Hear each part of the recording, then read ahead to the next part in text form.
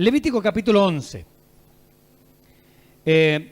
La última predicación la dejamos en el capítulo 10, donde nosotros vimos el tema este del fuego extraño, ¿sí? Haciendo un breve repaso, como siempre lo hacemos. Dijimos que aquellos jóvenes cometieron varios errores. Primero, no eran el sumo sacerdote. Eran hijos del sumo sacerdote, pero no es lo mismo, ¿sí? Dios no acepta la usurpación, ni se maneja por clanes, ni por apellidos, ni por nada de ello. Dios designa personas y estas personas son nombradas por Dios y punto. También otro error que cometieron es haber entrado de a dos. Primero, no eran la persona que correspondía. Segundo, no era en pareja, era individualmente. Tercero, no era el horario, porque ya estaba establecido claramente que se entraba o en la mañana o en la tarde, pero no en el horario que a uno se le ocurriera. Cuarto, ellos espiaron detrás del velo, porque esto es lo que en el capítulo 16, si mal no recuerdo, donde lo leímos así de pasadita, pero no lo nombramos, que el Señor les dijo, no siempre tienen que entrar detrás del velo. O sea, le dice, en relación a la muerte de los hijos allí, en la ocasión en que murieron porque ofrecieron fuego extraño, dice, no siempre hay que entrar detrás del velo. ¿Qué quiere decir esto? Que ellos aparentemente quisieron introducirse detrás del velo a hacer su ofrecimiento de el incienso. Entonces, Dios lo aclara bien, no solamente esto lo tiene que hacer el sumo sacerdote, sino que detrás del velo es solamente una vez al año. En el capítulo 16 o capítulo más adelante vamos a hablar acerca de esto. Entonces solamente el sumo sacerdote una vez al año va a tener la posibilidad de entrar detrás del velo, no en cualquier momento. O sea, ni siquiera Aarón puede entrar todos los días, no. Va a ser una situación puntual. ¿Cometieron más errores? Bueno, sí, cometieron más errores, ya lo dijimos, ¿no? Haber tomado un fuego que no correspondía, no el fuego que había Dios generado allí para el altar del holocausto. Entonces, hay toda una serie de problemas y toda una serie de errores que lleva a que Dios tenga que ajusticiarlos. Dios le había dado suficiente instrucción, habían tenido demasiados privilegios, y, como alguien dijo, a mayor luz, mayor responsabilidad. Es decir, cuando Dios nos otorga privilegios, es justamente para que seamos más cuidadosos con las cosas de Dios, no más a la ligera. Es decir, porque Dios nos otorgue privilegios no significa que nos podemos tomar a la liviana o a la ligera las cosas del Señor. No terminamos nosotros siendo compadres de Dios o amigotes de Dios. No, Dios al contrario. Recordemos que por una situación donde Moisés golpea la roca, cuando sale agua de la peña, Dios le dice, tú no entras a la tierra prometida. ¿Cuántos pecados cometió el pueblo, no? Y es como que Dios, la paciencia de Dios estaba bien amplia, bien disponible. Ahora, un error comete Moisés y Dios le dice, tú no entras. Es como que la vara de medir de Dios no es la misma, depende de la responsabilidad. Y de esto lo va a hablar Santiago el capítulo 3, diciendo, hermanos, no os hagáis maestros muchos de vosotros sabiendo que recibiremos mayor condenación. Es decir, a mayor luz, mayor responsabilidad. El Señor también habló de esto. El Señor dijo que aquel siervo que conociendo la voluntad de su Señor no la hiciere, no se apercibiere, recibirá muchos más azotes. Muchos más azotes que aquel que no conocía y por su ignorancia, cometió lo que cometió. Ambos son pecados, pero Dios no mide con la misma vara. Así como hay una vara para establecer las recompensas, también hay una vara para establecer los castigos de parte de Dios. No es lo mismo, ¿cierto?, personas que han tenido contacto abiertamente con las cosas del Señor y las han rechazado que aquel que tal vez nunca se le presentó el mensaje bien o cosas así. Entonces, no es lo mismo. Entonces decimos que hay una vara de medir de Dios para las recompensas. Hay distintos grados de recompensas y también hay distintos grados de castigos. Esto está claramente establecido en la palabra del Señor. Ahora, una parte que nosotros no vimos es el final de esta historia. Una vez que los muchachos mueren, Una vez que el Señor le dice no derramen una lágrima porque el representante de Dios no puede estar en contra de las resoluciones de Dios de ninguna manera, Dios no lo toleraría, que su representante opine algo distinto que él. Si Dios emite un juicio, nosotros hemos de agachar la cabeza y decir amén. Como dice el libro de las Lamentaciones, que se siente solo y calle, porque es Dios quien se lo impuso. Es decir, que cuando una persona está bajo la disciplina de Dios, hermano, yo no puedo hacer nada por ti. Es más, Juan, hablando de los grados de disciplina incluso, dice, hay pecado de muerte por el cual yo ni siquiera digo que se ore. Es decir, hay algunas personas que fueron tan allá en su porfía, en su rebeldía, que Dios ha determinado la disciplina más severa de todas. Por ejemplo, esto, quemarlos con fuego, la disciplina más severa. Juan dice, yo no digo ni siquiera que se ore por una persona que está en un proceso en el cual Dios, por su rebeldía, por su porfía, por su tosudez, por no querer nunca dar el brazo a torcer, Dios ha dicho, primero empezó gradual. Pablo dice, por lo cual hay muchos enfermos, después debilitados y después fuiste a la presencia del Señor, muchos duermen. Pecado de muerte. El pecado de muerte lo puede cometer un creyente. No voy a explayarme en el pecado de muerte ahora, pero el pecado de muerte lo puede cometer un creyente cuando ha pasado por la disciplina de Dios y a tal punto se pone rebelde y porfiado que Dios dice, basta, se terminó la cuestión. Y esto Pablo habla así de los gradualismos, ¿no? Y Juan dice, por el pecado de muerte, cuando Dios llega a la última instancia sobre un creyente porfiado y rebelde, ahora, ¿por qué lo hace Dios? Pedro va a decir, para que no seamos condenados con el mundo. Pablo también habla acerca de esto. Es decir, Dios juzga a sus propios hijos, aún de la manera más severa, como en el caso de Nadab y Abiú, ¿para qué? Para que no sean condenados con el mundo. Y este es un principio que la Biblia nos establece también en el Nuevo Testamento. Entonces, a ver, cuidado con esto cuando uno está siendo amonestado por el Señor y las cosas comienzan a ir de mal en peor y las cosas no mejoran, no pasa nada, y cada vez la mano del Señor se va agravando sobre nosotros. Cuidado que hay personas que han llegado demasiado lejos. Nadab y Abiú, Ananías y Zafira y otras personas más. Hermanos corintios anónimos, que tomaban la cena del Señor indignamente, se emborrachaban, se embriagaban en la cena. ¿Se acuerda de ese pasaje ahí en 1 Corintios? Y Pablo le dice, hablando de la Santa Cena, es decir, cuando yo tomo las cosas sagradas como juguete, cuando yo no tomo seriedad y responsabilidad en las cosas sagradas, mis hermanos, Dios va a aplicar disciplina. Dios la va a aplicar, sea quien sea usted el hijo de, el amigo de, tenga tantos años dentro de la iglesia, a Dios no le interesa nada de eso. Nadab y Abiú es un ejemplo de eso. A Dios no le importa nada de esas cosas. Dios va a juzgar porque Él es un Dios insobornable. Él no tiene amigotes. Él tiene hijos y a todo aquel que recibe por hijo lo castiga, lo disciplina. Entonces, en el caso más severo y más extremo, como vemos aquí, Nadab y Abiú, Dios aplica también la disciplina más severa y más extrema. ¿Por qué? Porque las cosas santísimas han de tomarse justamente con sumo cuidado. Con sumo cuidado. Hermanos, Dios nos ha dado a nosotros distintos grados de responsabilidad, ¿verdad que sí? El tema es cómo nosotros estamos valorando y siendo responsables con las cosas santas que Dios ha puesto en nuestras manos. A veces nosotros confundimos y pensamos que la iglesia no es más que un club social. La iglesia no es un club social. La iglesia es el cuerpo de Cristo que el Señor Jesucristo ganó al precio de su propia sangre. No es menos que eso. Si nuestro concepto de la iglesia es menor que eso, está equivocado nuestro concepto. La iglesia del Señor es aquel cuerpo, es el grupo de personas que Jesucristo ha ganado al precio de su propia sangre. Por lo tanto, el lugar que el Señor nos ha dado, ya sea en el coro, en la predicación, en la coordinación, como maestro de escuela dominical, como predicadores a veces, en las distintas áreas de responsabilidad que el Señor nos da, tenemos que ser serios, tenemos que ser responsables. Mire, no es el pastor el que aplica la disciplina. No voy a hablar ahora de disciplina eclesiástica porque ahí sí la aplica la iglesia. No el pastor, la aplica la iglesia.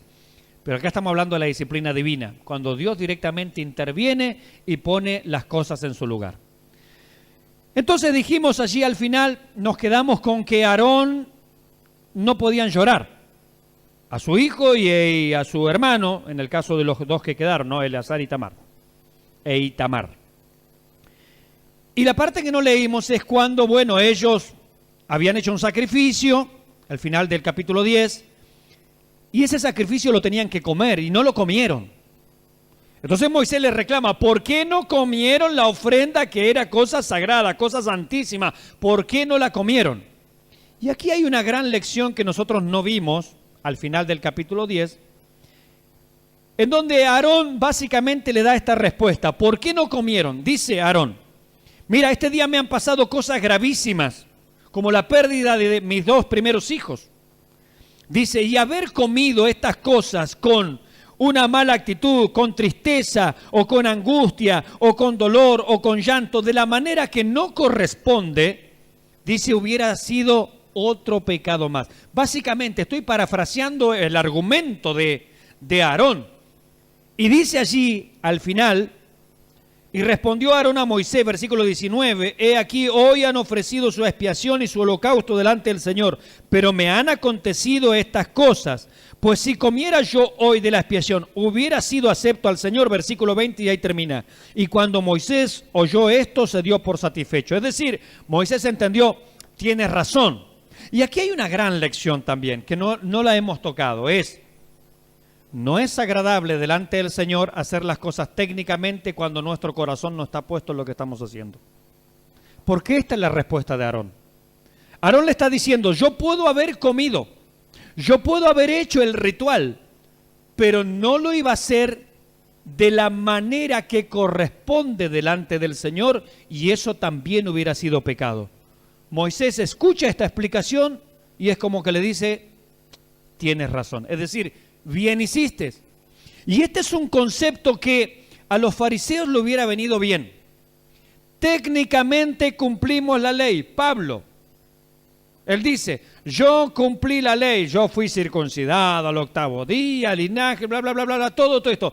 Técnicamente yo cumplí la ley. Sin embargo, todo esto delante de Dios es basura. Y la palabra que utiliza Pablo es mucho más fuerte, es estiércol, excremento. ¿Cómo? ¿Cumplir la ley? Claro, dice Pablo, yo técnicamente cumplí, pero mi corazón no estaba arrepentido, ese es el punto. Entonces acá la conclusión de Aarón es, yo no participo, no hice o no hice el ritual porque mi corazón no estaba de la manera apropiada. Y esto, insisto, es una gran lección para nosotros, hermanos. Todo lo que vamos a hacer para el Señor tiene que estar acompañado de una actitud del corazón. Técnicamente podemos hacer muchas cosas. El tema es si está nuestro corazón comprometido con Dios o no. Si lo estamos haciendo de la manera en la cual a Dios le es acepto o no. Esa es la pregunta. Porque si no decimos, yo cumplí, yo hice lo que tenía que hacer. Sin embargo, Dios mira el corazón, ve que el corazón allí no está y después más adelante a través de los profetas le va a decir a Israel, vuestras asambleas, vuestras fiestas, vuestros holocaustos, los tiene hastiado mi alma. Me tienen harto, me tienen cansado. Pero ¿cómo, Señor? Si eso tú lo mandaste en la ley. Sí, pero todo eso tiene que estar acompañado de una actitud de fe, una actitud del corazón. Podríamos hacernos una pregunta que estos días surgió en las clases allí por internet, por Skype, los días miércoles y los días viernes. ¿Cómo se salvaba la gente en el Antiguo Testamento? ¿Cómo se salvó? La Biblia dice que por las obras de la ley ningún ser humano, ningún hombre será justificado delante de Dios. Es decir, yo técnicamente cumplí la ley. Pablo dice eso es basura. Y la Biblia lo establece claramente, por las obras de la ley ningún ser humano será justificado. Solamente uno es justificado por la fe. Creyó Abraham a Dios y le fue contado por justicia, siendo incircunciso. Es más, ni siquiera se había circuncidado. Después vino la circuncisión, es decir, que cualquier incircunciso, es decir, nosotros, cualquier gentil, cualquier persona que quiera acercarse a Dios en la condición en que esté, por la fe puede ser justificado. Y David va a hablar también de esto, ¿no? Bienaventurado aquel varón a quien el Señor no inculpa de iniquidad, cuyo pecado ha sido perdonado. Pero no está hablando de la obra de la ley, está hablando de una actitud de fe. Siempre la salvación, para decirlo de una manera correcta, mire, desde que el mundo es mundo, desde el primero que se salvó hasta el último que se va a salvar cuando termine el mundo, todos se salvaron por la gracia de Dios. Es decir, por un regalo de Dios, por una manifestación de la gracia de Dios, y el hombre, quien quiera que sea, lo alcanzó por la fe. ¿Qué lo salvó? La fe no, la gracia lo salvó. Con la fe yo recibí ese regalo. Mira, a usted le pueden dar un muy buen regalo, mi hermana Andrea le pueden dar un muy buen regalo. Y el regalo es hermoso, es precioso y todo lo que usted quiera, tiene un gran moño, pero si usted no extiende las manos, no lo va a recibir. Eso es la fe. La fe es extender nuestras manos para recibir el regalo de Dios. Entonces siempre, siempre, desde que el mundo es mundo, hasta la última persona, digo esto porque estos días escuchaba un predicador, ¿no? Y vuelvo al tema acá, que decía que en la gran tribulación la gente se va a salvar por el derramamiento de su propia sangre. Herejía más grande no he escuchado. Que la persecución del anticristo lleve a que muchos pierdan su vida es una cosa, pero fueron salvos por la gracia de Dios, por haber aplicado su fe en el sacrificio del Señor Jesucristo. Los del pasado, los de hoy presente y los del futuro. Siempre, siempre la salvación es por gracia y yo la recibo mediante la fe. Nunca nadie va a ser salvado por derramar su propia sangre. Eso es una herejía, eso es un insulto al Señor Jesucristo, es un insulto a la obra del Calvario. Nadie se salva por derramar su sangre. Si yo me pudiera salvar por derramar mi sangre, ¿para qué vino Cristo? ¿Verdad? Los mártires que murieron, que tiraban a los leones, no necesitaban ni a Cristo, lo tiraban a los leones y eran salvos. No, ¿se dan cuenta? Eso es un insulto a la obra del Calvario. Nunca, jamás, nadie se va a salvar por el derramamiento de su sangre, ni por cumplir la ley, ni por ninguna cosa. Se salva por gracia de Dios, que yo la recibo, la abrazo, la tomo mediante la fe. Amén. Hecho esa aclaración, entramos al capítulo 11, que bien tiene que ver con la dieta, parte de lo que es la ley ceremonial. Y habló el Señor a Moisés y a Aarón diciéndoles: habla a los hijos de Israel diciendo: estos son los animales que comeréis de todos los animales que están sobre la tierra. De entre los animales todo el de pezuña y que tiene las pezuñas hendidas y que rumia, comeréis. Pero de estos no comeréis, de los que rumian y de los que tienen pezuña. El camello porque rumia pero no tiene pezuña hendida, habéis de tenerlo por inmundo. También el conejo porque rumia pero no tiene pezuña, lo tendréis por inmundo. Asimismo la liebre porque rumia pero no tiene pezuña, la tendréis por inmunda. También el puerco, el cerdo, ¿no? Porque tiene pezuñas y es de pezuñas hendidas pero no rumia, lo tendréis por inmundo. De la carne de ellos no comeréis, ni tocaréis su cuerpo muerto, los tendréis por inmundos. Esto comeréis de todas las cosas que están en las aguas, todas las cosas que tienen aletas y escamas en las aguas del mar y en los ríos, aquellas comeréis. Pero todas las cosas que no tienen aletas ni escamas en el mar y en los ríos, así de todo reptil de agua como de toda cosa viviente que está en las aguas, las tendréis en abominación. Os serán pues en abominación, de su carne no comeréis y abominaréis sus cuerpos muertos. Todo lo que no tuviere aletas y escamas en las aguas lo tendréis en abominación. Y de las aves estas tendréis en abominación, no se comerán, serán abominación. El águila, el quebrantahuesos, el azor, el milano y el buitre según su especie, todo cuervo según su especie, el avestruz y la lechuza, la gaviota y el gavilán según su especie, y el búho y el somormujo y el ibis y el calamón y el cisne y el buitre, y la cigüeña y la garza según su especie, y la abubilla y el murciélago. Hasta ahí compartimos la lectura en la jornada de hoy. Bien, tiene que ver esto con la dieta, tiene que ver con lo que se podía comer y con lo que no se podía comer. Bien, esta porción, como decíamos, corresponde a la ley ceremonial, ¿no? Es decir, un sistema de sacrificios, ofrendas, que ya lo veníamos viendo, más comidas, bebidas y abluciones, es decir, lavamiento. Después también va a hablar de lavamientos. Esto lo dice Hebreos capítulo 9, versículos 9 y 10. Dice que la ley ceremonial consistía de todas estas cosas. Bueno, acá lo viene describiendo, entonces esto corresponde a la ley justamente ceremonial. Cómo uno se va a purificar, cómo uno puede estar participando allí de todas las ceremonias y acercarse al altar del Señor. Bien, dice en primer lugar, no allí desde el versículo 1, que Moisés y Aarón debían saber la ley. Fíjese lo que dice: habló el Señor a Moisés y a Aarón diciéndoles, hablad a los hijos de Israel diciendo, estos son los animales que comeréis de todos los animales que están sobre la tierra. Es decir, Dios comunicó primero a Moisés y a Aarón. Aarón ya está en funciones ahora, por eso ahora lo nombra Moisés y Aarón. Aarón ya fue puesto en funciones con una amarga experiencia, no ya desde el primer día. O sea, Dios le marcó clarito, hacen las cosas bien o sale el fuego de Dios. Está claro esto, bien. Entonces ahora lo que el Señor pone en ellos es el conocimiento de la ley de Dios. Y este conocimiento ellos tienen que enseñarlo al pueblo. ¿Podría Dios hablarle directamente al pueblo? Sí podría, pero Dios no lo ha hecho así. Dios ha dado la ley en manos de un mediador. Esto también lo dice el escritor a los Hebreos.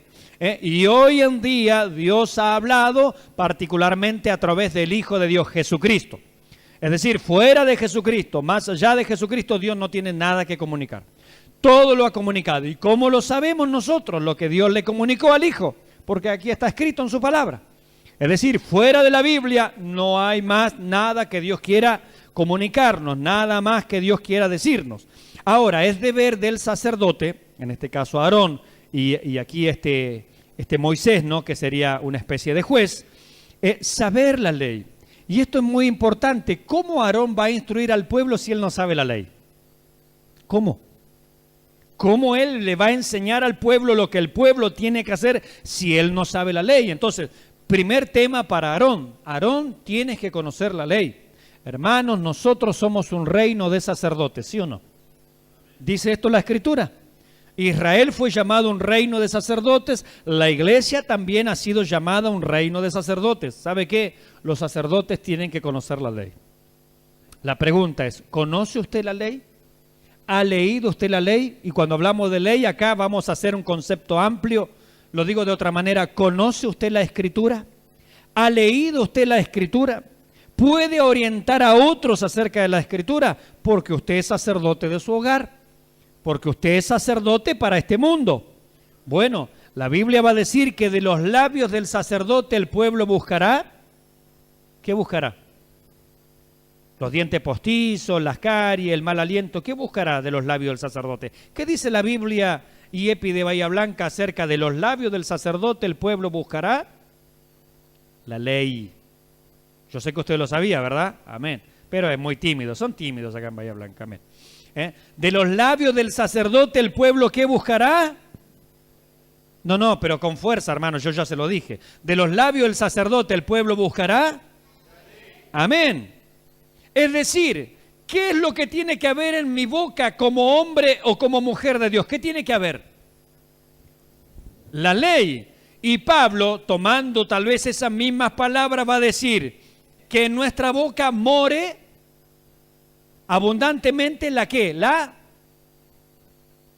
palabra de Dios, la palabra de Cristo more en abundancia en vosotros, exhortándoos unos a otros y hablando y cantando al Señor en vuestros corazones con salmos, con himnos y con cánticos espirituales. Fíjese, es decir, acá tiene que haber palabra de Dios, hermano.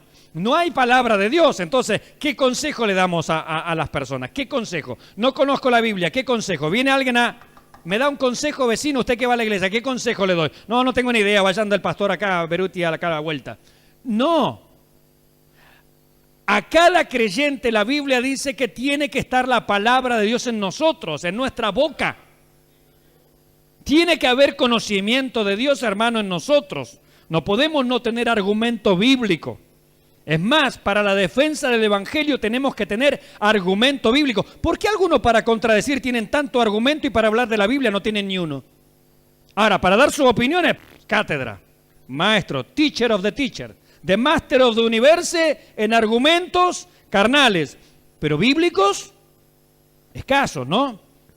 El sacerdote tiene que enseñar la palabra de Dios.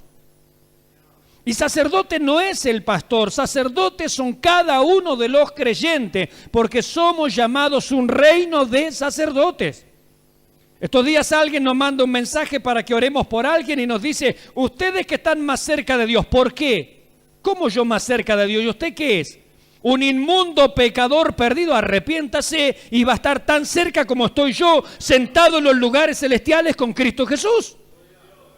No hay creyentes que están más cerca y creyentes que están más lejos. Hay creyentes que buscan a Dios y otros que son flojos y carnales. Pero no hay creyentes de primera y de segunda en la iglesia. No es que el Señor escucha más al pastor porque lo puso de pastor. No es verdad. La oración eficaz del justo, ¿no dice así la Biblia?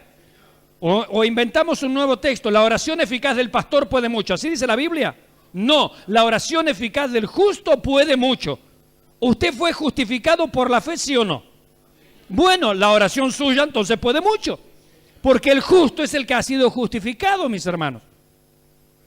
Tiene que haber palabra de Dios en nuestros labios. Tiene que haber palabra de Dios en nuestras conversaciones. Tiene que haber palabra de Dios en nosotros, mis hermanos. Yo a veces estoy allí en el coro y pienso, y cantamos nosotros. Como dijo, me voy a acordar el nombre, el doctor Evis Carballosa, un teólogo de estos tiempos extraordinario. El doctor Evis Carballosa. Él dice, los cristianos no decimos mentiras, ¿verdad que no? Amén, digan. No decimos mentiras, amén. Solo las cantamos. ¿Verdad que sí? Esto dice el doctor Evis Carballosa, un teólogo de estos tiempos extraordinario. Si no lo ha escuchado, ponga allí en internet Evis Carballosa, predicación es un español extraordinaria, un escatólogo sobre todo. Hermanos, los creyentes no decimos mentiras, solo las cantamos, dice Evis Carballosa, y tiene razón. Hermanos, estamos cantando alabanzas, y a mí yo les voy a decir, les voy a hacer una confesión. ¿Les puedo hacer una confesión como pastor? ¿Sí? ¿Se los puedo hacer una confesión? Me tiene harto esto de que se diga, levantemos la mano y demos gloria a Dios. Me tiene harto a mí. Se lo digo como pastor, me tiene harto. Porque es una reverenda hipocresía. Porque si yo no soy capaz de alabar a Dios desde mi lugar, que tiene que alguien digitarme y decirme, levante su mano. No lo haga, hermano, no lo haga, no lo haga. Soy pastor de esta iglesia. Los que escuchen esta iglesia en Chile saben lo que me van a decir, me van a querer crucificar. Pero a mí me tiene harto esto de que me digan desde el frente, levante su mano y va a dar gloria a Dios. A Dios no le interesa tu gloria a Dios cochina. No le interesa mi gloria a Dios sin gana. No le interesa. ¿O acaso está escrito en la Biblia, desde Génesis a Apocalipsis, que los creyentes se tienen que levantar en el medio del culto, levantar la mano y decir 3 gloria a Dios? ¿Y por qué no 4? ¿Y por qué no 2? ¿Y por qué no 8? 7 es un número de perfección, me gusta más el 7. ¿Y por qué no 40, que es un número de prueba? Hagamos la prueba y digamos 40 veces gloria a Dios. A alguien se le ocurrió que tenía que ser 3, nada más porque se le ocurrió. Esa es la verdad. Pero Dios no está interesado en el mecanismo, hermanos. Mecanismo, Dios no está interesado. No tiene ningún sentido. De los labios del sacerdote el pueblo buscará la ley. Tiene que haber alabanza en nosotros, mis hermanos. Tiene que haber alabanza en la predicación. ¿Quién pasa a predicar acá? No lo estoy pidiendo porque yo estoy predicando. Cuando hay una alabanza, cuando hay un... Mire, hemos estado ensayando himnos este tiempo, himnos realmente preciosos que tienen una letra maravillosa, precioso realmente. Yo le pido a mis hermanos del coro, animen, por favor, alaben al Señor. Dejemos de mirar qué dice el otro. ¿Qué me importa lo que dice el otro? Yo vine a adorar a Dios. Yo vine a alabar su nombre. Yo vine a exaltarle a Él. No vine para el otro si me está mirando, si no me está mirando. Ay, el consagrado. ¿Qué me importa tu opinión? Yo vine a adorar a Dios, vine a alabar su nombre, porque de los labios del sacerdote el pueblo buscará la ley. Y sacerdote es todo creyente, todo aquel que ha sido justificado por la fe en el Hijo de Dios. Ese es un justo. Y la oración eficaz del justo puede mucho. Estas comidas, mis hermanos, más bien eran comidas que tenían por objeto la salud del cuerpo. Acá no está en juego otra cosa. A ver, si un israelita quebrantaba esta serie de mandamientos, era pecado obviamente porque Dios lo dijo. Y punto. Es decir, no obedecer a alguna de las cosas que está aquí es pecado, ¿sí o no? Sí es pecado. ¿Por qué? Porque Dios dijo que no comieran de eso. Se terminó. Adán le podría haber dicho a Dios, ¿y por qué de ese árbol no? ¿Qué te importa? Yo dije que no comas de ese. Tienes 50.000 árboles en el huerto del Edén. Ah, no, tienes que comer de ese. ¿Se ha preguntado usted por qué de ese árbol no? En vez de preguntarnos por qué de todo lo demás sí. ¿Por qué no disfrutar todo lo que Dios nos ha dado? Es decir, nosotros cuando hay una prohibición, es como esto, como el niño mañoso, ¿no? El niño que está aprendiendo la obediencia. Basta que usted le diga, no toque la cocina. ¿Y qué hace él? Toca la cocina. Tiene que ser porfiado. Tiene que probarlo él por su propio medio, que la hornalla está caliente. Y después viene llorando. ¡Ah, la mano! Y sí, le dijeron que no toque. Cuando Dios dice algo no, Él está buscando nuestro bien. Él está buscando nuestro bien. Esta dieta que Dios está planteando aquí, porque esto en realidad es una dieta de cosas que pueden comer y cosas que no pueden comer. Estas eran carnes nocivas para la salud del cuerpo en realidad. No se trata tanto de que la carne en sí era pecaminosa, sino que era insalubre. ¿Cómo el Señor le iba a explicar a un pueblo que viene saliendo de 400 años de esclavitud? Mire, no coman el cerdo porque en alguna de las partes del cerdo puede haber una enfermedad, una bacteria, allí un bacilo, lo que se llame, que se llama triquina. La triquina viene de la palabra griega. No. Dios dice, no comas cerdo y punto. Estos días aquí en Bahía Blanca, aquí en la zona, no sé si fue en Cabildo, ¿no? ¿Fue? En Cerri, acá cerca era, más cerca todavía, en Cerri. Faenaron cerdo clandestino, sin análisis bromatológico como corresponde. ¿Y qué pasó? Triquina, triquinosis. La triquinosis, esos gusanos se te van al cerebro y te mueres. Te mueres. Dios le dice aquí, no coman cerdo. ¿Por qué? ¿Porque era pecado comer cerdo? No, Dios no le va a explicar todas las cosas. Nosotros muchas veces queremos que Dios nos llene de explicaciones. Si nosotros estamos satisfechos con todo lo que la Biblia dice y con todo lo que Dios dice, entonces, bueno, lo voy a considerar Dios. No, Dios no es así. No come cerdo y punto. Y alguno habrá dicho, che, pero yo tengo unos lechones en casa. No importa, no come cerdo, le dijo Dios a Israel.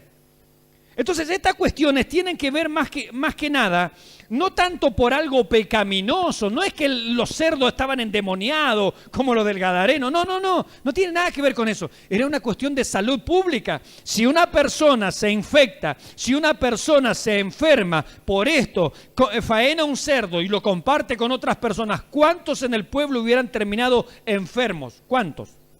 Cuando no había análisis bromatológico, como no estaba avanzado nada, ni la refrigeración, ni ninguna cosa.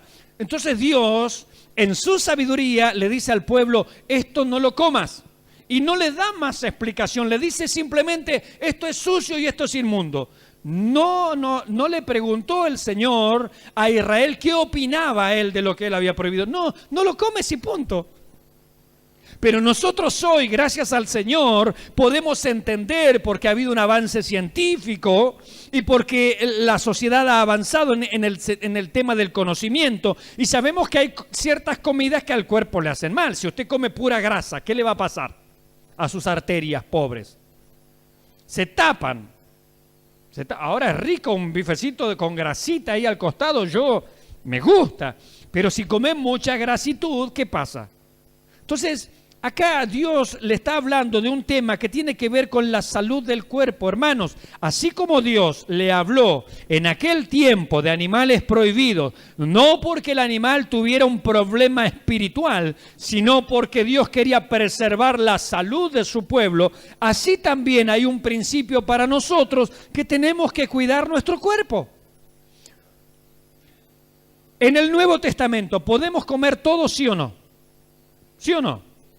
Usted sabe, yo le entro al jamón y queso, los adventistas no saben lo que se pierden, yo le entro. Yo, un jamoncito, una paletita de cerdo, yo como, no hay ningún problema. ¿Sí? Claro que ha pasado por los análisis bromatológicos, ¿cierto? Ahora, si uno anda comiendo por allí, bueno, se puede enfermar y puede ser grave. Entonces acá, bien, en el Nuevo Testamento Dios nos ha permitido a nosotros comer todas las cosas, pero siempre las cosas tenemos que hacerlas con moderación. No hay problema hoy en día con que comamos cerdito, pero si comemos puro cerdo, nuestras pobres arterias se van a tapar, un infarto, después pasa el hermano acá, no, oren por mí porque me duele el corazón. Hermano, deja de comer como chanchito, ¿o no? Y claro, o sea, estás dañando el templo del Espíritu Santo, ¿sí o no? Porque ¿qué es este cuerpo? Es el templo del Espíritu Santo, por lo tanto yo no lo voy a dañar, no lo voy a lastimar, no lo voy a lacerar, no lo voy a destruir, no lo voy a echar a perder. Entonces tengo que buscar comer saludable lo más que se pueda. Allí podemos sacar un anexo que no está aquí, el tema de ¿puedo hacer algún deporte sí o no? ¿Es malo? No sé, como el hermano Julio andar en bicicleta, el otro quiere salir a correr. ¿Es malo? No, no es malo, es buenísimo. Ahora, si por hacer un deporte te olvidas de las cosas espirituales, se torna malo, pero lo estás mal usando. ¿Es malo comer cerdo? No, no es malo. Ahora, si comes puro cerdo, te vas a enfermar, te va a hacer mal, ¿sí? Tus arterias se van a tapar, tu corazón va a fallar. Entonces, todo lo que tenga que ver con el cuidado del cuerpo es buenísimo. Estos días me hicieron esta pregunta, porque vieron que Pablo en una ocasión le dice a Timoteo que el ejercicio corporal para poco aprovecha. Entonces, utilizando ese texto, me hacen una pregunta a mí, si es malo, si es pecado practicar deporte. A ver, lo que Pablo está hablando, el ejercicio corporal para poco aprovecha en relación con vencer los deseos de la carne. De eso está hablando Pablo. Es decir, yo puedo estar muy ejercitado, voy a pesa, voy al gimnasio, hago aeróbic, todo lo que usted quiera. Ahora, ¿eso me ayuda a algo en mi vida espiritual? Le ayuda a mi cuerpo, sin duda, pero a mi vida espiritual no le ayuda en nada. Y Pablo está hablando de eso, que si te dedicas solamente a un tema corporal, pero no luchas contra los apetitos de la carne, contra la naturaleza pecaminosa, el ejercicio para poco aprovecha. De eso está hablando Pablo. Pablo no está condenando en que yo haga algún deporte, no. Caminar es saludable, cualquier deporte es saludable, en general, ¿no? Hay deportes por ahí que son medio peligrosos. Pero en general, digamos, los deportes son saludables, no es malo, pero no resuelven el tema de la carne. Mi naturaleza pecaminosa no va a ser dominada porque yo levante 500 kilos de pesas, no pasa nada. Entonces no se trata tanto aquí, insisto, de algo pecaminoso en sí, sino de algo saludable. Dios quería para su pueblo una dieta saludable. Entonces también decimos que el creyente debe cuidar del templo del Espíritu Santo. Debemos de cuidarlo, debemos de comer saludable, debemos de ser moderados. El Nuevo Testamento nos deja amplia libertad, ¿cierto?, en cuanto a las comidas. Después vamos a ver algún texto. Pero Pablo plantea, por ejemplo, 3 preguntas que nos podemos hacer siempre como reglas ante lo que tenemos por delante. Por ejemplo, él dice, todo es lícito, pero no todo conviene. Es decir, ¿es lícito esto? Sí, es lícito, dice Pablo, pero ¿te conviene? Es decir, hay cosas que hay que pensarlas. ¿Puedo comer cerdo? Sí, pero ¿te conviene si estás pesando 240 kilos y le vas a seguir metiendo cerdito? No, tienes que bajar de peso. ¿Me explico? ¿Sí? Entonces Pablo dice, todo es lícito. O sea, ¿lo puedo? Sí, Pablo dice, no hay problema. ¿Pero te conviene? Esa es la pregunta. ¿Me conviene esto? ¿Será bueno? ¿Será saludable? Bien, bueno, Pablo da otro principio. Todo es lícito, pero no todo edifica. O sea, no todo me va a ayudar a mí, me va a ayudar a mi crecimiento, me va a ayudar espiritualmente, me va a hacer avanzar, mejorar. No, si no cumple ese requisito, mejor no lo hago. O el deporte, o el comer, o lo que sea. En este caso estamos hablando de la comida. Y después Pablo va a decir, todo me es lícito, pero yo no me dejaré dominar de nada. Es decir, lo que voy a hacer, ¿me va a esclavizar? Algunos, por ejemplo, plantean, es que la Biblia, pastor, no condena al cigarrillo, pero te esclaviza. Y eso sí lo plantea la Biblia. Todo es lícito, pero si te va a esclavizar, es malo. Es malo, porque te esclaviza, porque te ata, y eso es un principio. No es el único, podemos ver otros principios más en cuanto a, por ejemplo, al cigarrillo o a ciertos vicios, ¿no? Todo es lícito, dice, pero no todo conviene o no todo edifica, y yo no me dejaré dominar de nada. Es decir, si algo a mí me va a esclavizar, mejor no lo hago, no participo. En segundo lugar, estas comidas o estas carnes eran veneradas particularmente en otras culturas. Acuérdense que ellos vienen saliendo de Egipto. Ellos vienen 400 años, tienen la cultura egipcia metida acá. Ellos saben que el dios tanto está representado, no sé, por un galgo, el dios tanto está representado por una vaca, el dios tanto está representado, no sé, por un conejo, el dios tanto está representado por un búho. Todos los animales, y no es casualidad que están nombrando aquí, no solamente tienen un problema de que pueden tener en algunos casos ciertas pestes, ciertas infecciones, ciertas toxinas o ciertos virus o parásitos, sino que también es un ataque, y esto lo plantea Matthew Henry, y ahora vamos a ver algunos ejemplos, sino que es un ataque también a la cultura que ellos tenían en su mente. Es decir, había ciertos animales que estaban siendo venerados particularmente por los egipcios. Sin embargo, Dios le va a decir ahora, eso que allá veneraban, para mí es inmundo. Y no solamente establece allí un principio de salubridad pública, sino también de salubridad espiritual. Primero, salubridad pública, no comas aquello porque te puede contaminar, no es saludable. Segundo, no comas aquello. Segunda razón que podemos ver en todo esto. Segunda razón es que aquello es idolatrado por otros, le asignan un poder, le asignan algún milagro, le asignan alguna divinidad, ellos lo adoran, ellos lo siguen. Entonces aquí plantea también un problema espiritual o un tema espiritual. Es ver como algo sucio o inmundo lo que los gentiles tienen por sagrado o sublime. Este es el principio aquí. Que los israelitas pudieran ver como algo sucio aquellos que los egipcios veían como sublime. Y para nosotros, ¿qué representa eso? Que lo que el mundo ama, para nosotros debe ser abominación. Que para lo que el mundo sigue, nosotros debemos rechazarlo. Para que las cosas que el mundo gusta e idolatra y sigue y persigue, para nosotros tienen que ser totalmente rechazables. Porque no se puede servir a dos señores. Porque el que se hace amigo del mundo se constituye en enemigo de Dios. Muy bien, entonces este es un principio espiritual que Dios le está dando aquí a la nación con el tema de la comida que se puede comer. Le está estableciendo este principio. Aquellos lo tienen por sublime. Para ustedes tiene que ser inmundo, tiene que ser sucio. Matthew Henry, por ejemplo, dice que el cerdo era relacionado con la diosa Venus, el búho con Minerva, el águila con Júpiter y el perro con Hécate. No pude averiguar exactamente qué, particularmente algo acerca de esta creencia, ¿cierto? De ese tal Hécate, no lo había escuchado nunca. Pero lo que me está dando es un muestrario simplemente de que en esas culturas cada uno de estos animales que aquí están prohibidos eran venerados por otro lado. Por lo menos lo que los israelitas conocían. Venían de Egipto, entonces más que nada se refiere a la cultura allí egipcia, ¿no? En tercer lugar, ya dijimos que en primer lugar eran nocivas o eran prohibidas por una cuestión de salubridad. En segundo lugar, eran prohibidas porque eran veneradas en otras culturas como dioses, ¿no? Había allí paganismo. En tercer lugar, estas carnes o estas comidas tenían algunas cualidades bastante reprochables, ¿no?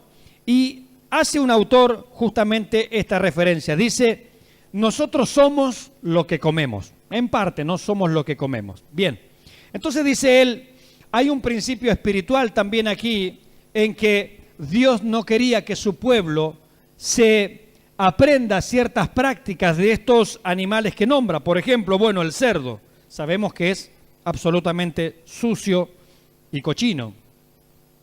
¿Qué está queriendo Dios de nosotros? Lo contrario, que seamos saciados y limpios, ¿no? Porque también es una manera de cuidar nuestro cuerpo. Entonces, no seas como el cerdo. La liebre se la conoce por su timidez y porque es miedosa. Dios no quiere un pueblo miedoso, que se esconde ante el primer problema, ¿no? Que sale allí con timidez o con miedo. El conejo absolutamente es escondidizo. El perro es totalmente desvergonzado. De hecho, este autor dice que la palabra perro viene del griego kan, que literalmente significa cínico. Es decir, que el perro en origen significa cínico, desvergonzado. Eso significa la palabra perro en griego, cínico, desvergonzado. Entonces, ¿qué está diciendo? Está nombrando justamente todos estos animales, pero que también tienen una connotación negativa en cuanto al carácter. Y allí hay también una lección y una enseñanza para nosotros, que nosotros no nos contagiemos de estas cosas. Podríamos ver algunas, yo anoté algunos animales, algunas aves, por ejemplo. El quebrantahuesos. ¿Sabía que hay un ave que se llama quebrantahuesos? Aquí la nombró. El quebrantahuesos. ¿Qué hace el quebrantahuesos? El quebrantahuesos, cuando ya queda la osamenta y todo el mundo se ha servido, es un ave grande, toma un hueso, vuela a mucha altura y lo suelta contra las peñas. 1, 2, 3 veces hasta que el hueso se parte. Una vez que se parte, se come la médula. O sea, él, podríamos decir, bueno, tiene algo positivo que encuentra, Dios le dio esa inteligencia de ver cosas donde no hay, ¿no? Pero en términos espirituales, el quebrantahuesos es aquel que destruye. Es aquel que rompe absolutamente todo. Por ejemplo, el que rompe la unidad. El que genera, el que no haya cohesión entre los hermanos. El águila, por ejemplo, la nombra aquí. El águila está considerada un ave rapaz. ¿Sabe lo que significa la palabra rapaz? Como adjetivo, la palabra rapaz significa robo, literalmente. Entonces, un ave rapaz es un ave que roba. Es un ave que roba. Tiene ciertas características, pero la palabra rapaz significa roba. ¿Y quién es aquel que roba? Sino Satanás, el que vino a robar, a matar y a destruir. Entonces Dios no solamente está hablando de una cuestión de salubridad, un tema cultural que tenía que ver con la idolatría, de donde ellos venían, sino también de las características particulares de estos animales. El buitre es un animal, un ave carroñera, totalmente, ¿no? Aquel que hace leña del árbol caído. Tenemos más adelante, bueno, va a nombrar a los lagartos o reptiles, al murciélago, ¿no? Y bueno, todos que tienen una connotación absolutamente negativa. Allí el murciélago lo incluye dentro de las aves. Sabemos que el murciélago no es un ave, pero para la creencia de aquellos tiempos, para la creencia del pueblo, lo consideraban al tener alas como un ave. En realidad no es un ave. Lo mismo pasa con la oración de Josué, ¿no? Sol detente en Gabaón y tú luna en el valle de Ajalón, ¿no? ¿Oró así él? Amén. Amén, ¿verdad? Bien. Sin embargo, el sol gira, la tierra gira. Pero para el concepto popular, para la creencia que había en aquel momento, en una óptica normal, nosotros decimos, el sol hoy salió ¿salió el sol? No, en realidad la tierra giró, pero es una manera de decir las cosas. Entonces, la Biblia a veces tiene una manera de decir las cosas que no nos está enseñando la ciencia puntualmente, sino que la expresa de la manera en que la gente las expresa. Bien, eso aclaro por el tema allí, porque siempre está aquel que dice, la Biblia acá se equivoca porque puso al murciélago dentro de las aves. No, ya sabemos que no es un ave, pero para el concepto general era un ave en aquellos tiempos, ¿sí? Entonces lo pone allí en ese grupo, ¿no? Bien, en cuarto lugar, como dijimos, todo esto que le nombra aquí, porque básicamente acá tenemos lo que se puede comer, lo que no se puede comer. Es un tema de obediencia, mis hermanos. En el fondo, ¿qué está probando Dios? La obediencia. En el huerto del Edén les dio un solo mandamiento negativo: de tal árbol no vas a comer, de todo lo demás prueba, gusta, haz lo que quieras, pero de ese no. Hay un mandamiento negativo. Acá hay varios mandamientos negativos. ¿Qué es lo que Dios está probando? Lo mismo que probó en el huerto del Edén, la obediencia. Vamos a obedecer nosotros a la palabra de Dios. Alguno podría plantear allí, bueno, esto es lo que, porque a Aarón no le gusta esto. No, no, es lo que Dios ha establecido. Entonces acá lo que está en juego es la obediencia simplemente. ¿Voy a obedecer o no voy a obedecer? ¿Voy a hacer caso o no voy a hacer caso? Ese es el tema que está aquí en esta serie de prohibiciones, ¿no? Dice un autor aquí: ¿por qué daría el Señor instrucciones específicas de esta índole en cuanto al comer de ciertos animales y aves, etcétera? Dice, en Hechos capítulo 10, en cuanto a la visión que fue dada a Simón Pedro, todas estas reglas fueron anuladas. De hecho, en cuanto al cristianismo, que es un derivado del verdadero judaísmo, no hay prohibiciones algunas de esta índole.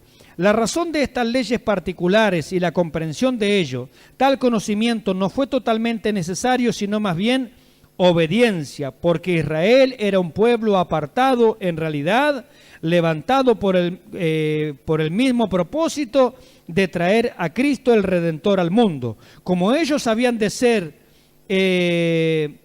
el seno del Mesías, por decirlo así, las cosas que el Señor especificó como inmundas eran prohibidas. Como se dijo, ellos no tenían que entenderlo todo, sino definitivamente obedecer. Y de eso se trata. No se trataba si lo entendían o no lo entendían, por qué sí, por qué no. Tenían que ir a pedirle explicación a Aarón, mirá, este animalito a mí me gusta. No, era obediencia simplemente. Y de eso se trata la Escritura, nuestra obediencia. Hermanos, muchas veces nosotros no vamos a entender algunas cosas. Pero Dios no pide que la entendamos, Dios pide nuestra obediencia simplemente. Hay una frase no bíblica, pero es muy cierta: en la obediencia está la ganancia. Y sin duda que hay ganancia en la obediencia. Quinto y último, ¿no? Ahora, ¿cuáles eran? Porque acá, bueno, hay una lista que tampoco es tan amplia en relación a todos los animales que hay y en cuanto a todas las aves. De hecho, va a ser muy poco en cuanto a todo lo que hay para comer. No hay que quedarse con la lista de lo prohibido, sino hay que ver cuán amplia es la lista de lo permitido. Es muchísimo más, sin duda. Ahora, ¿cuáles se podían comer? Esa es la pregunta aquí, por lo menos en aquel tiempo.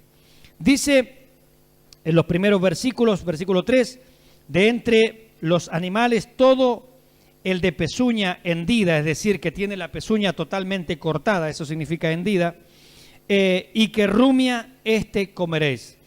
El rumiar es cuando el animal se queda, por ejemplo, piensa en la vaca. La vaca come el pasto, una vez que lo ingirió, se habla de que tiene un doble estómago, ¿cierto? Y después va por allí, se echa en algún lugar y trae de nuevo a la boca, y está allí la vaca, dele mastica, no está comiendo chicle, no. Pero está allí, dele masticar, y mastica, ¿qué está haciendo? Está rumiando, eso es lo que hace. Entonces, ¿qué es lo que había Dios permitido? Los animales que tienen la pezuña totalmente cortada, o sea, dividida completamente, pero que a la vez rumia. ¿Y eso qué significado tiene para nosotros? Mire, lo escuchaba a Vernon McGee hablar acerca de esto y él dice, la palabra rumiar es la misma que se utiliza en el Salmo 1, cuando dice del bienaventurado, dice, y en su ley rumia, es la misma palabra, de día y de noche. Rumiar es meditar. En su ley medita de día y de noche. La misma palabra que se utiliza aquí para rumiar es la misma palabra que en el Salmo 1 se traduce como meditar. Es decir, medita en la comida. ¿Y hay una aplicación espiritual para nosotros? Obviamente. O sea, ¿para qué está el Levítico 11? Alguno dirá, pucha, pasamos de Nadab y Abiú a este pasaje que nos habla. Es que tiene que haber una lección, una enseñanza para nosotros, obviamente. Toda la Escritura es inspirada por Dios y es útil. Amén. Cuando nosotros recibimos el alimento de Dios, que es la palabra de Dios, ¿qué debemos hacer con él? Rumiar, meditar. Y de esto hablaba Vernon McGee. El hombre de Dios recibe el alimento que Dios le da. La vaquita recibe el pasto. ¿Y quién le dio el pasto a la vaquita? ¿Quién lo creó allí en el campo? Se lo dio Dios. Entonces la vaquita recibe el alimento de parte de Dios, lo traga. Pero no solamente lo traga, lo rumia. Medita en él. Piensa en él. Así nosotros cuando recibimos la palabra de Dios, tenemos que tomarla. Amén. Yo escuché la palabra de Dios en esta noche. Amén. Escuché la palabra del Señor. Ahora, ¿qué tengo que hacer? Rumiarla. Tengo que meditar en ella. Entonces me voy ahora para casa meditando en la palabra de Dios. Me voy rumiando. Cuidado las hermanas, no rumien mucho. Tenemos que ir meditando, rumiando la palabra de Dios. Y la pezuña en día, decía Vernon McGee, es que aquel que recibe la palabra de Dios y la rumia, medita en ella, va a tener una forma de caminar muy característica justamente de esta clase de personas. Tienen una pisada muy particular. Usted ve las huellitas y dice, por acá no se pasó un ciervo, por acá pasó uno de los animales limpios. Y en nuestro caminar también se va a reflejar que estamos rumiando la palabra de Dios, que la estamos recibiendo, recibo el alimento de Dios, lo ingiero, lo escucho, pero después medito en ello. Medito en ello. Y eso va a transformar hasta nuestra manera de caminar, mis hermanos.